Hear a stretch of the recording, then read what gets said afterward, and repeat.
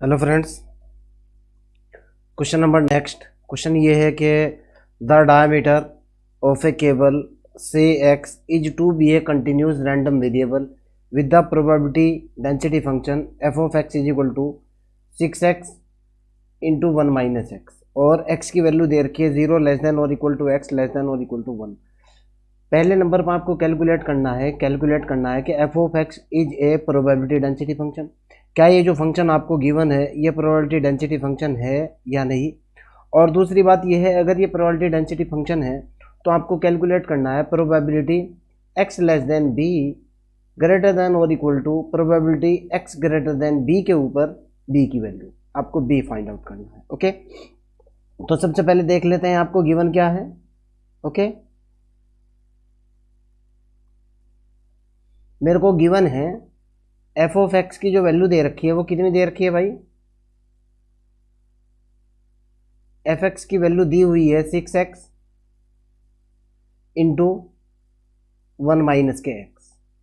Okay, मैं जानता हूं कि a function is known as probability function. कोई भी गिवन फंक्शन मेरा प्रोबेबिलिटी फंक्शन होगा अगर इफ इंटीग्रेशन ऑफ, जो इंटीग्रेशन की लिमिट दे रखी है, जैसे इस इंटीग्रेशन की लिमिट दे रखी है 0 to 1। ओके, तो overall integration 0 to 1 F X into D X is equal to 1।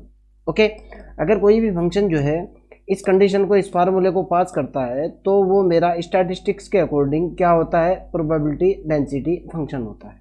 Okay, now तो मैंने इसको चेक किया, मेरी जो इंटीग्रेशन की लिमिट दे रखी है वो इंटीग्रेशन की लिमिट दे रखी है 0 से लेकर 1 तक, और फंक्शन जो दिया हुआ है एफ ऑफ एक्स की वैल्यू दे रखी है 6x इंटू 1 माइनस के एक्स। ओके, और इंटू डी एक्स, इंटू कितना है भाई, into D x.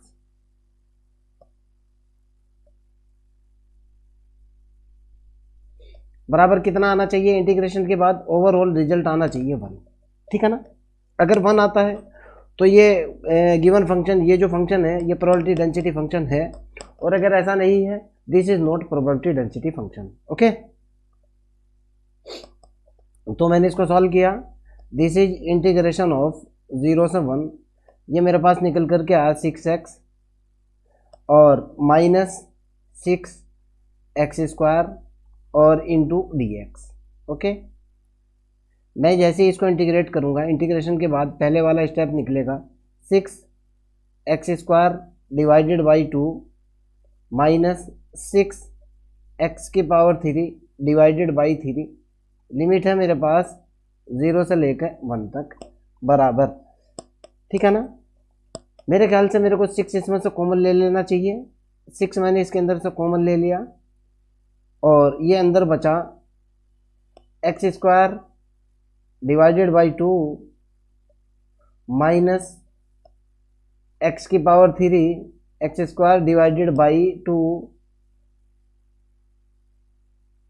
Minus x³ divided by 3। Limit है 0 से 1।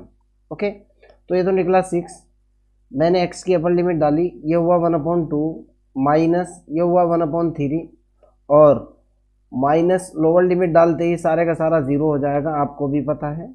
तो ये निकल करके आ 6 मेरा एलसीएम, ये हुआ 3 माइनस के 2 डिवाइडेड बाई 6, यानी ये निकला 6 गुणा 1/6, फाइनली निकल गया मेरे पास 1। ओके, वही फार्मूला, ये जो कंडीशन है ये वैलिड हो चुकी। सो दैट मैं क्या कहूँगा, so that F of X जो है, एफ एक्स इज क्या है मेरे पास, is probability density function. Probability density function है ये, क्लियर। अब अगर ये प्रोबेबिलिटी डेंसिटी फंक्शन है, now I want to calculate the value of probability X less than B और probability X less than A. चलो देखता हूँ मेरे को क्या कुछ दिया हुआ है और मैं क्या कुछ कैलकुलेट करूँगा। Given that F of x की जो वैल्यू दे रखी है वो ये दे रखी है भाई 6x इंटू 1 माइनस एक्स, और मेरे को कैलकुलेट करना है probability X less than B is equal to probability x greater than b। Okay, ये मेरा टारगेट है, ये मेरे को कैलकुलेट करना है। ओके, सो दैट, और मेरे को साथ में एक लिमिट भी दे रखी है, मेरे को दिया हुआ है 0 लेस देन और equal to x less than और इक्वल टू 1। ओके, इन दोनों लिमिट का यूज़ करते हुए मेरे को probability x less than b और probability x less than a, okay, इन दोनों concept, sorry, probability x less than b और probability x greater than b के कंसेप्ट का यूज़ करते हुए मेरे को किसकी वैल्यू कैलकुलेट करनी है, मेरे को कैलकुलेट करनी है b की वैल्यू। ओके, सो दैट, ध्यान से सुनना, प्रोबेबिलिटी, इसको मैं ऐसे लिख सकता हूँ बेटा, यहाँ से देखो आप ज़रा, इसको देखो और इसको देखो, इसको लिखा जा सकता है 0 लेस देन और इक्वल टू x और लेस देन b, ये लेफ्ट हैंड की बात कर रहा हूँ मैं। ओके, राइट हैंड के ऊपर इसको लिखा जा सकता है, कैसे लिखा जा सकता है भाई, x तो मेरा ये है, x बड़ा है किससे, b से, और x छोटा है, यहाँ से देखो आप, x छोटा है किससे, 1 से। देखो आप, इसके लिए ये और इसके लिए ये, इस तरफ आपको इस तरीके से जो है, जो आपको लेफ्ट हैंड साइड का इंटरवल दे रखा है उसके अंदर इस लिमिट को सेट करना होता है, जो आपको राइट हैंड साइड का इंटरवल दे रखा है उस लिमिट के अंदर भी इसको सेट करना होता है। ओके, तो यहाँ से मेरे पास इधर वैल्यू निकल करके आई, इधर जो मेरे पास फंक्शन की वैल्यू निकल करके आई इस लिमिट के ऊपर, यानी probability x less than b, इसका मतलब जो निकल करके आया वो ये निकला, इंटीग्रेशन 0 से लेकर b तक f(x) into D X, okay, is equal to integration of b से लेकर 1 तक b to 1 f(x) into D X. Okay, but f(x) की जो वैल्यू है, f(x) जो मेरे को दिया हुआ है वो कितना दे रखा है भाई, मेरे को दे रखा है 6x इंटू 1 माइनस के x, यही तो दिया हुआ है ना। मैं दोनों तरफ वैल्यू डाल रहा हूँ, तो इधर मेरे पास लेफ्ट हैंड साइड में निकला इंटीग्रेशन 0 से लेकर b तक 6x 1 minus x into D X is equal to integration of b to 1 6x 1 minus x into D X. कोई यहाँ तक आपत्ति नहीं होनी चाहिए आपको। ओके, देखो भाई, सीधी सी बात है, इस 6 से तो ये 6 कैंसिल आउट हो जाएगा, कांस्टेंट है बाहर आने के बाद, और जब मैं इसको इंटीग्रेट करूँगा, इंटीग्रेशन के बाद ये निकल करके आएगा x²/2 माइनस x⁻³ और इधर की लिमिट हो जाएगी 0 से b बराबर, इस तरफ होगा मेरे पास सेम आएगा निकल करके x²/2 माइनस x⁻³ इधर की जो लिमिट हो जाएगी वो हो जाएगी b से 1। क्लियर, आगे की तरफ चलते हैं।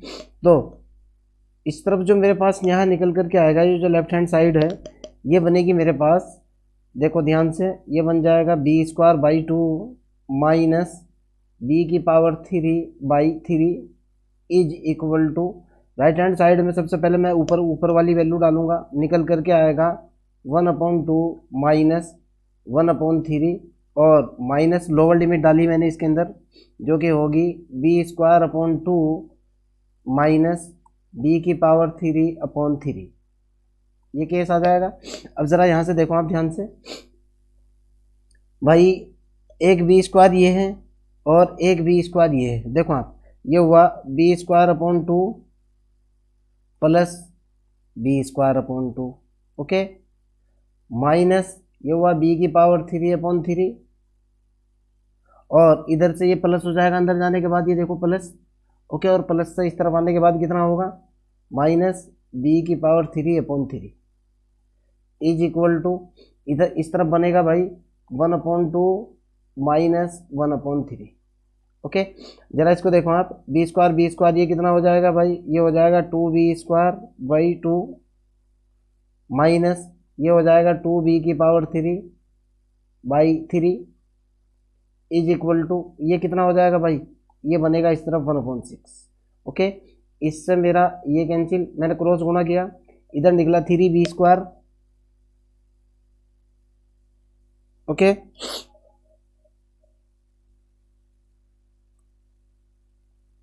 चलो आगे देखते हैं कितना बन रहा है मेरे पास। लास्ट लाइन अगले वाले पेज के पर देखता हूँ।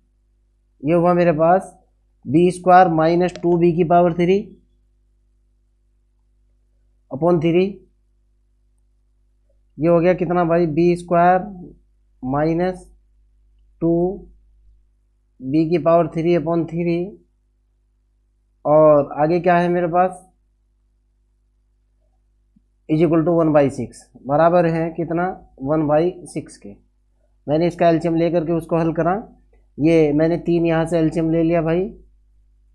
देखता हूँ मेरे पास कितना बनता है। ये बनेगा 3b स्क्वायर माइनस 2b की power 3 upon 3 is equal to हुआ 1/6। 3 दूनी 6 खत्म हो चुका। और 2 के अंदर गुणा करी मैंने। 2 के अंदर गुणा करने के बाद ये निकला 6। ध्यान से देखो, 6b स्क्वायर माइनस 4b की पावर 3 इज इक्वल टू, ये हो गया 1। इसको सारे को पॉजिटिव बना लिया मैंने। इसको लिखा जा सकता है कैसे भाई, इसको लिखा जा सकता है, ध्यान से देखना है आपको। ये हो जाएगा 4b की पावर 3, 4b की पावर 3, एक मिनट रुको। ये हो जाएगा 4b की पावर 3 माइनस के 6b स्क्वायर प्लस के 1 बराबर 0 के। यहाँ तक आपको किसी भी तरह की कोई भी आपत्ति नहीं होनी चाहिए। ओके, अगर कोई प्रॉब्लम है, कोई समस्या है तो आप मेरे से पूछ सकते हो। अब मैंने क्या किया इसके अंदर भाई, b is equal to 1/2 put करा। ज़रा ध्यान से देखो, क्यों, ये पावर 3 है, पावर 2 और ये कॉन्स्टेंट स्टेप है। b इज इक्वल टू, मैंने इसके अंदर जो है, मैं इसके अंदर जो है क्या क्या रिमाइंडर थ्योरम का यूज़ करूँगा। बहुत तगड़ा सवाल है। मैंने इसके अंदर पुट करा b इज इक्वल टू 1/2। देखता हूँ b is equal to 1/2 put करने से कितना आता है। ये निकला 4/8 माइनस 6/4 प्लस के 1। ओके, इससे ख़त्म। ये निकला 1/2 और माइनस के 3/2 प्लस के 1। ओके, ये देखो आप 1 + 1/2 ये निकल गया 3/2 माइनस 3/2 इज इक्वल टू निकल गया 0। सो दैट मैं इसको बोल सकता हूँ कि b माइनस 1/2 is the factor of this equation. Clear है ना। या मैं इसको ऐसे भी बोल सकता हूँ 2b माइनस 1, इसको मैं ऐसे भी बोल सकता हूँ कि 2b माइनस के 1 is the factor of this equation. Clear है ना, कोई दिक्कत वाली बात तो नहीं है। चलो, अब मेरे पास मैंने इसको लिखा b माइनस 1/2, पावर 3 है, 3 बार मैंने इसको लिखा। ये लिखा मैंने b माइनस के 1/2। ओके, और फिर मैंने इसको लिखा यहाँ b माइनस के 1/2। आपको पूरा क्वेश्चन सॉल्व करके दिखा रहा हूँ। और फिर मैंने लिखा b माइनस के 1/2, जो मेरे पास वो जो होती है क्या क्या रिमाइंडर थ्योरम, उसका यूज़ करता हूँ। अब ध्यान से देखो, मेरे को यहाँ लाना है 8b की पावर 3, 4b की पावर 3। 4b की पावर 3 लाने के लिए मेरे को यहाँ 4b स्क्वायर से मल्टीप्लाई करना पड़ेगा। 4b स्क्वायर से मैंने मल्टीप्लाई करा, ये निकल करके आया 4b की पावर 3 और माइनस 2b स्क्वायर। ध्यान से देखना है बेटा, माइनस के भाई 4 से 4 खत्म, माइनस के 2b स्क्वायर। और मेरे को चाहिए 6b स्क्वायर। मैंने यहाँ 4b से मल्टीप्लाई करा। ओके, जैसे ही मैं यहाँ 4b से मल्टीप्लाई करूँगा मेरा 6b स्क्वायर हो चुका। और प्लस के कितना हुआ, प्लस के हुआ मेरे पास, प्लस के हुआ 2। प्लस के 2 होने के बाद माइनस माइनस प्लस के 2, अगर मैं यहाँ प्लस का 1 कर दूँ, एक बार फिर देखता हूँ। चलो नीचे लिख लेता हूँ मेरे पास कितना बन रहा है। ये पहला स्टेप तो बना 4b स्क्वायर और माइनस के 4b की पावर 3 बनाइए। और यहाँ से बना मेरे पास माइनस के 4b स्क्वायर, 2b स्क्वायर बना ना, 2 इससे मल्टीप्लाई हो गया, ये बना 2b स्क्वायर माइनस के 2b स्क्वायर। अब मेरे को चाहिए है यहाँ माइनस के 4b स्क्वायर, माइनस 4b से मैंने मल्टीप्लाई करा, ये हो गया माइनस के 4b स्क्वायर और माइनस माइनस प्लस हो गया, ये प्लस, ये हो गया 2b। ओके, अब ये प्लस के 2b, यहाँ तो मेरे को प्लस का 1 चाहिए, मैंने यहाँ माइनस के 2b से मल्टीप्लाई कर दिया ऊपर। और ये सिंगल 2 से मल्टीप्लाई करा, b से मल्टीप्लाई करूँगा तो दिक्कत हो जाएगी। माइनस के 2 से मल्टीप्लाई करा मैंने यहाँ से, माइनस के 2 और ये हो गया मेरे पास माइनस के 2b और माइनस माइनस प्लस का 1। ओके, ये मेरा इस पूरे का पूरा सेट हो चुका पूरा क्वेश्चन। ये 2 है यहाँ पे। अब ध्यान से देखो आप, मैंने इस वाले को जो आपको समझाने के लिए नीचे वाले को मैंने इरेज कर दिया। इरेज करने के बाद मैं इसके ऊपर लगा रहा हूँ रिमाइंडर थ्योरम। ओके, जैसे मैंने इसको इरेज करा, इरेज करने के बाद अब यहाँ से देखो ये इक्वेशन निकल चुकी और यहाँ से मेरा कॉमन निकल करके आया b माइनस के 1/2। तो मेरा कॉमन जो इधर बचा वो कितना बचा भाई, ये बचा 4b² माइनस के 4b माइनस के 2 इज इक्वल टू 0। इसको मैं लिख सकता हूँ, ध्यान से देखना, इसको मैं लिख सकता हूँ 2b माइनस के 1 डिवाइडेड बाई 2 और इधर से मैं यहाँ से 2 कॉमन ले सकता हूँ। ये बनेगा 2b² माइनस के 2b माइनस के 2b और माइनस के 1 इज इक्वल टू 0। और इस 2 से मेरा 2 कैंसिल हो जाएगा। बहुत अच्छा सवाल था बेटा ये। 2b माइनस 1 और ये निकल कर क्या आया 2b² minus 2b minus 1 is equal to 0। Okay, b की जो पहले वाली वैल्यू निकल कर के आई, b की ये वाली वैल्यू देखो आप, b की एक वैल्यू निकल कर के आ रही है कितनी, 2b minus 1 is equal to 0 और 2b बराबर निकला 1 और b बराबर निकल करके आया कितना 1/2। एक वैल्यू तो ये निकल करके आई जो b की वैल्यू पूछ रहा था। अब ज़रा इसको देखते हैं। ये है 2b² माइनस के 2b² माइनस के 2b माइनस के 1। ओके, अगली वाली वैल्यू देखते हैं। ये है 2b² माइनस के 2b और माइनस के 1 इज इक्वल टू 0। ओके, यही है ना।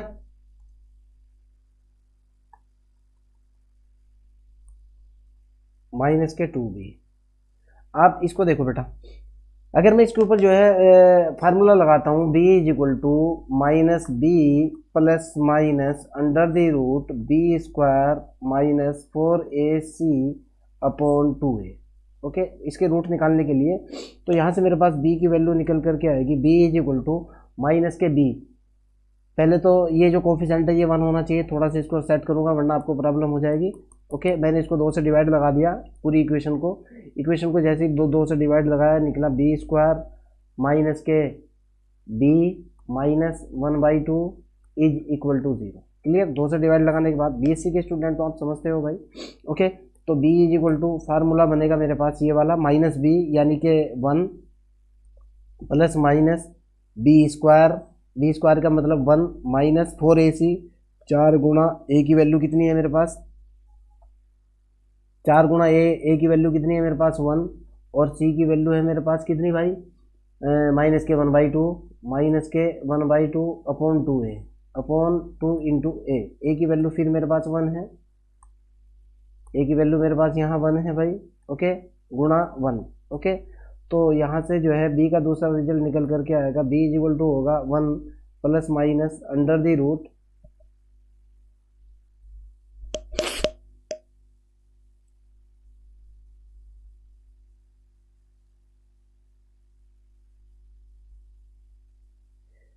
Plus minus b²। ये कितना निकल गया भाई 1, यहाँ से निकल कर के आया 1 और प्लस के कितना हो गया ये हो गया प्लस के 2 divided by 3, sorry divided by 2।